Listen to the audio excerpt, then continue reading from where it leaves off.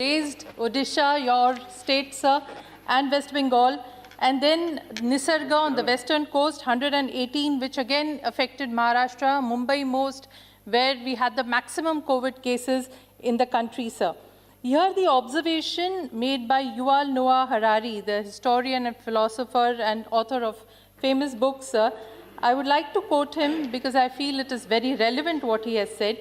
He said during the lockdown that the storm will pass, but the choices we make now could change our lives for the years to come. I think as far as India is concerned, this budget is the first ever document after the COVID which really sets a roadmap as to how our country needs to go ahead and what are the choices that we are going to make. Sir, climate change poses one of the biggest challenges of mankind.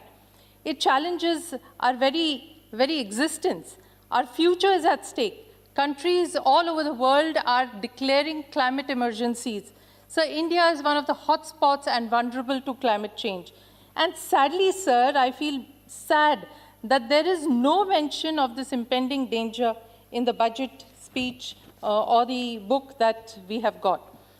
In the short time, sir, that I have been allocated, I wish to focus my interventions on the issue of environment and climate change and wish to flag 4 observations which go to expose our missing sensitivity to the impending issue and shows that our choices are blatantly out of place.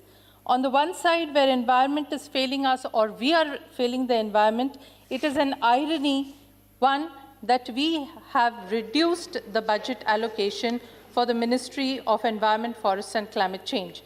So the total budgetary allocation for the ministry is rupees 2,869.93 crores this year, as against rupees 3,100 crores last year.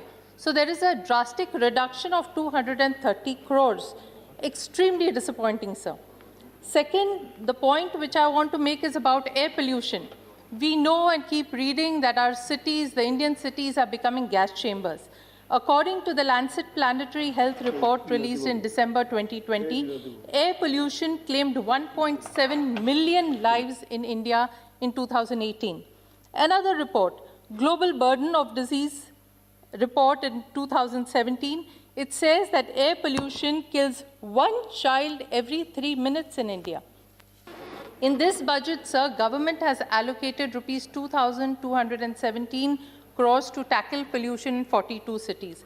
Last year, it had accounted for rupees 4,400 crores for clean air. We don't know how that amount was utilized.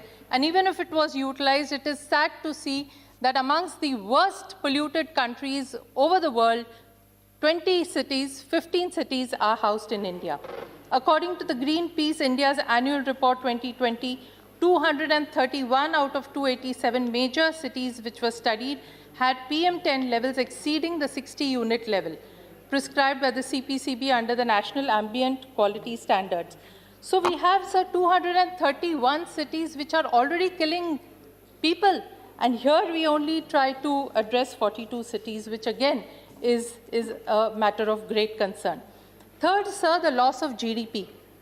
According to the Lancet Planetary Health Report, India has lost 1.4% of the GDP due to premature deaths and morbidity from air pollution.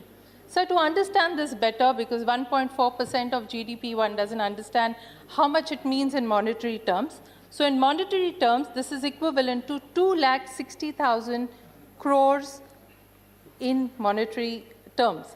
And to understand it still better, it means more than 4 times of the allocation for healthcare in the last year's budget. So this is something, again, which is a matter of great concern. If we have to see the loss percentage of GDP in the states, UP tops it by 2.2% loss and Bihar 2% loss of GDP. My fourth point, sir, the economic loss due to climate change.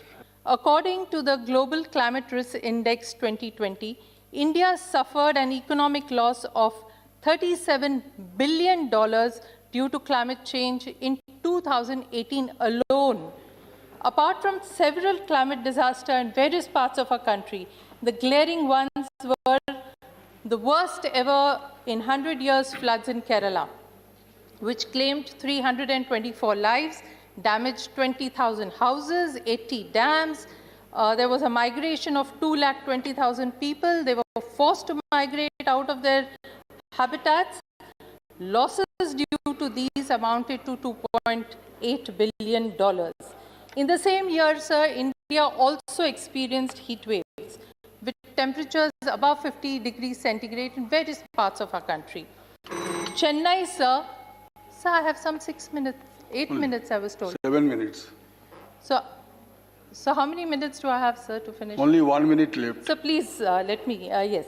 Chennai, sir, which has a million population, ran out of water and had to be transported from outside. The message is loud and clear, sir. We know that all these are results of reckless damage